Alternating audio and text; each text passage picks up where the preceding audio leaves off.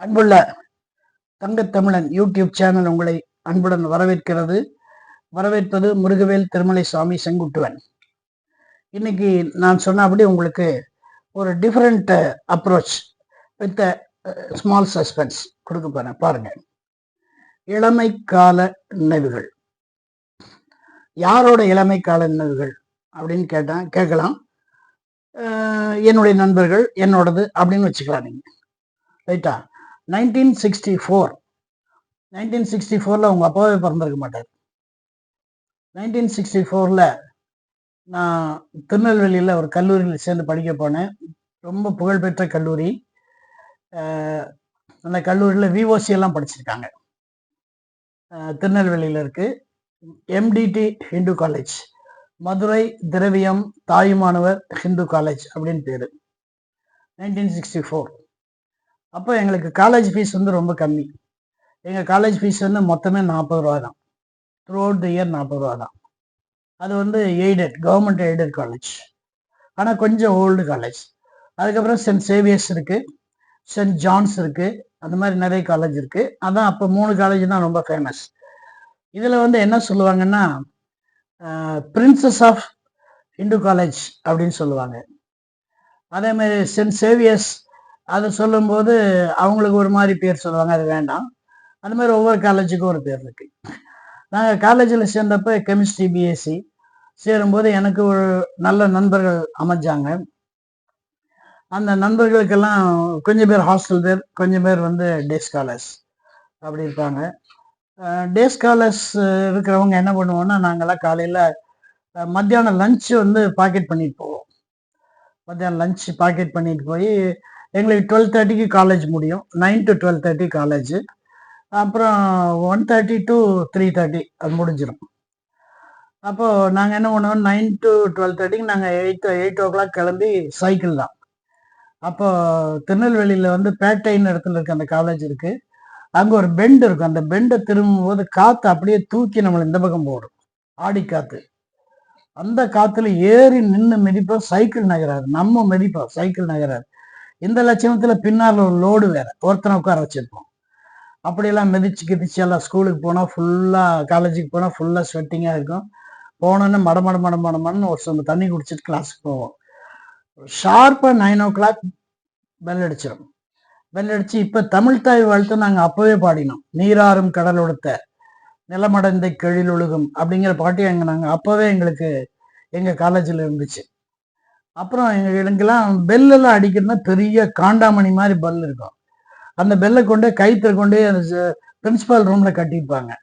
ஒவ்வொரு 1 மணி நேரம் கிளாஸ் முடிஞ்ச உடனே வடிவேல்னு சொல்லி பியூன் அவர் வந்து எடுத்து டங்குன்னு அடிப்பார். அடித்தா இந்த காலேஜ் ஃபுல்லாக காலேஜ் ரொம்ப பெரிய காலேஜ், அது டங்குன்னு சத்தம் கேட்கும். எல்லாம் அவங்க கிளாஸ் விட்டு வெளியில் வருவோம். ஆச்சா, இதில் என்ன ஸ்பெஷல் அப்படின்னு சொன்னால், சாயந்தரம் 3:30 மணிக்கு விட்டோன்னே நாங்கள் நேராக தாமிரபரணி ஆற்றுக்கு போவோம்.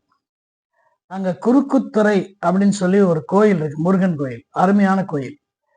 அந்த கோயிலோட ஸ்பெஷாலிட்டி என்னன்னா, தாமிரபரணியில் எவ்வளவு வெள்ளம் வந்தாலும் அந்த கோயிலுடைய வாசப்படி வரைக்கும் வரும், அப்படி இறங்கிடும். ஒரே ஒரு முறை தான் கோயிலுக்குள்ள வெள்ளம் போச்சுன்னு நான் கேள்விப்பட்டேன்.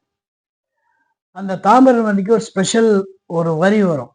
மனோன்மணியம் அப்படிங்கிற புஸ்தகத்துல சுந்தரனார் வந்து சொல்லியிருப்பார்.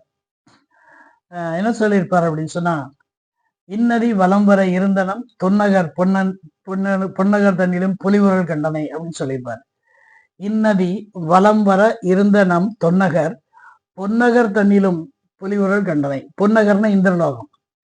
இந்திரலோகத்தை விட நல்லா இருந்துச்சுன்னு சொல்ல. அதாவது தாமிரபரணி ஊரை சுத்தி வந்துட்டதாக அவர் வந்து மனோன்மணியம் அப்படிங்கிற புஸ்தகத்துல சுந்தரனார் சொல்லியிருக்கார்.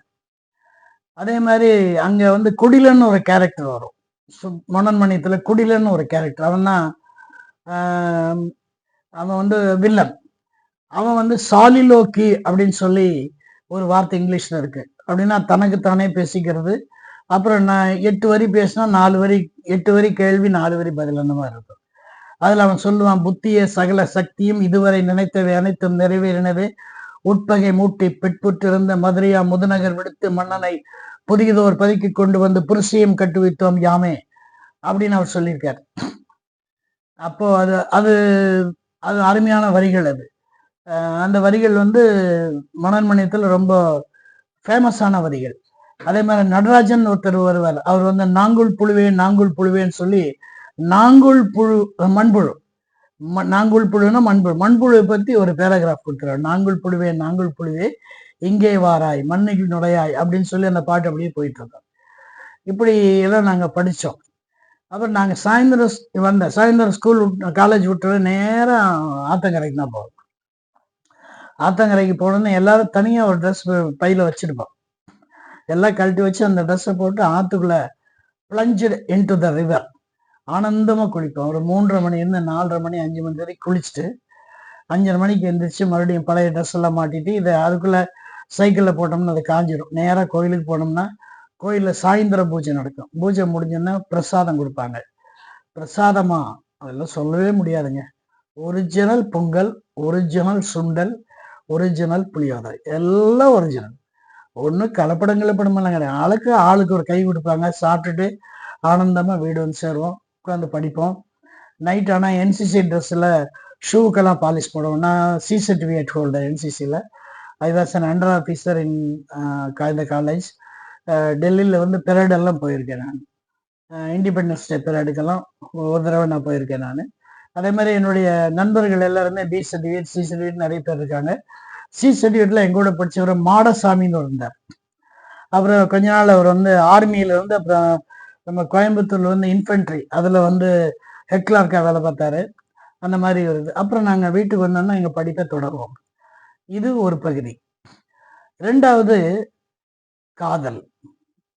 காதல் காதல் அது எப்படின்னா, நாங்கள் 4 பேர் ஒரு நாள் வந்துட்டு இருக்கப்போ எங்களை தாண்டி ஒரு அம்மா போச்சு. ஒரு அம்மாவில் ஒரு பொண்ணு.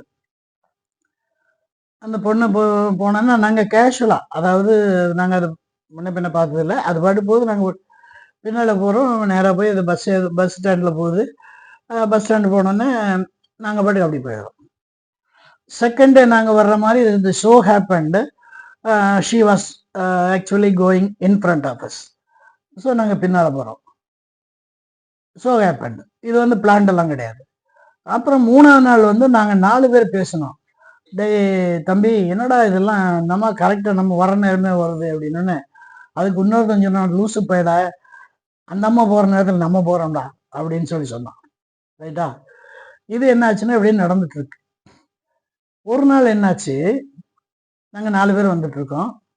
அந்த பொண்ணு முன்னால் அவங்க வீட்டிலேருந்து வெளியே வந்து அப்படி முன்னால் போகுது. நாங்கள் 4 பேர் வந்தோடனே திடீர்னு அந்த வீட்டோட கதவு திறக்குது. ஒரு கை வெளியே வருது. டபக்குன்னு அந்த கை என்ன பிடிக்குது, உள்ள எடுத்துக்குது. டபக்குன்னு கதவு சாத்திடுது. இதை பார்த்தோன்னா அந்த 3 பேர் தலை வரைக்கும் ஓடி போயிடுறாங்க. இது ஒரு வடிவேல் ஒரு காமெடியில் வரும். திரும்பி பார்த்தா யாருமே இருக்க மாட்டாங்க, எல்லாம் ஓடி போயிட்டாங்க. நான் உள்ள எடுத்துட்டு போறாரு. உள்ள எடுத்துட்டு போய் ஒரு சோஃபால என்னை உட்கார வைக்கிறார். அந்த மனுஷன் இழுத்துட்டு போன மனுஷன் என்னை உட்கார வைக்கிறார். உடம்பெல்லாம் வேர்த்து கொட்டுது. உடம்புல இருக்க அத்தனை ஹார்மோனும் வேலை செய்யுது. மண்டையில் இருக்கிற ஹார்மோன்ல இருந்து கிட்னியில் இருக்கிற ஹார்மோன் வரைக்கும் அத்தனையும் வேலை செய்யுது. ஃபுல்லா ஸ்வெட்டிங் ஆகுது, பூரா வலியுது. அப்புறம் யார் நீ அவர் கேள்வி. யார் நீ அப்படின்னு அவர் கேள்வி. நான் சொன்னேன், இந்த மாதிரி காலேஜில் படிக்கிறேன். நான் கடந்த 10 நாளாக பார்த்துட்டு இருக்கேன். தினம் நீங்கள் 4 பேரும் பொண்ணை கொண்டு என்னோட பொண்ணை கொண்டு பஸ் ஏற்றி விட்டு நீங்கள் அப்போ போகிறீங்க, என்ன நடக்குறீங்க அப்படின்னு சொல்லி கேட்டார். நாங்கள் சொன்னோம், அது நேச்சுரலாக நடக்குதுங்க, நாங்கள்லாம் வேணும்னு வர்றதில்ல, நான் நம்ப மாட்டேன். கரெக்டாக என் பொண்ணு போகிறப்ப பின்னாடி 4 பேர் வரீங்க, என்ன அர்த்தம் அப்படின்னு கேட்டார். கேட்டு உள்ள நம்ம சம்சாரத்தை கூப்பிட்றாரு. மங்களம் மங்களம் அப்படிங்கிறார். அந்த அம்மா ஒரு அம்மா இழுத்து போத்திட்டு ஒரு அம்மா வருது. வந்தோடனே இந்த பையனுக்கு காஃபி கொடு அப்படிங்கிறார். எனக்கு புரியல. இப்போ ஒன்னா எனக்கு அடி விழுந்துருக்கணும், இல்லைன்னா மிரட்டி இருக்கணும். எதுவுமே அங்கே நடக்கல. அதுக்கு பதிலாக இந்த பையனுக்கு காஃபி கொடு அப்படிங்கிறாங்க. சரி, நான் நம்ம போய் ஜம்முன்னு ஒரு டம்ளர் காஃபி கொண்டு கொடுக்குது. கொடுத்தோன்னா எனக்கு வேண்டாங்க, காஃபி வேண்டாங்க. இல்லை பரவாயில்ல குடி அப்படிங்கிறாங்க. இல்லைங்க ஏய் குடிப்பா அப்படின்னா வேற வழியில வாங்கி காஃபி. ஏற்கனவே ஸ்வெட்டிங்க, காஃபி குடிச்சா மோர் ஸ்வெட்டிங். காஃபி குடிச்சிட்டு டம்ளரை கீழே வச்சேன். அப்ப அவர் சொன்னாரு, என்ன சொன்னார் தெரியுமா? தம்பி, உங்க 4 பேருக்கு ஒரு தேங்க்ஸ் சொல்லணும் நான். என்ன தேங்க்ஸ் தெரியுமா? ஒரு அப்பா என்ன வேலையை செய்யணுமோ அந்த வேலையை நீங்க 4 பேர் செய்யறீங்க. ஒரு அப்பா என்ன வேலையை செய்யணும்? பத்திரமா கொண்டு போய் பஸ் ஏத்திட்டு வரணும். நான் செய்யல. நீங்க 4 பேர் செய்றீங்க. உங்களுக்கு ஒரு தேங்க்ஸ் சொல்லணும். அதுக்காகத்தான் கூப்பிட்டேன். ரொம்ப தேங்க்ஸ் தம்பி அப்படின்னாரு. ஹார்ட் நின்னு துடிச்சதுங்க நம்மளுக்கு. ஹார்ட் நின்னு துடிச்சது. அதுக்கப்புறம் சொன்னேன், இல்லைங்க நிஜமாவே இதெல்லாம் சொல்ல வேண்டாம். இருந்தாலும் நான் ஃபீல் பண்றேன். நீங்க பத்திரமா கூட்டிட்டு போறீங்கன்னு. அதனால அந்த பொறுப்பை தினம் உங்களுக்கு கொடுக்குறேன். நீங்களே கொண்டு போய் விட்டுட்டு போயிருங்க. நைட்டு சாயந்தரம் உட்காந்து நாங்க 4 பேர் பிளான் பண்ணோம். இது ஏதோ வில்லங்கத்தின் ஆரம்ப அத்தியாயம் மாதிரி இருக்கு.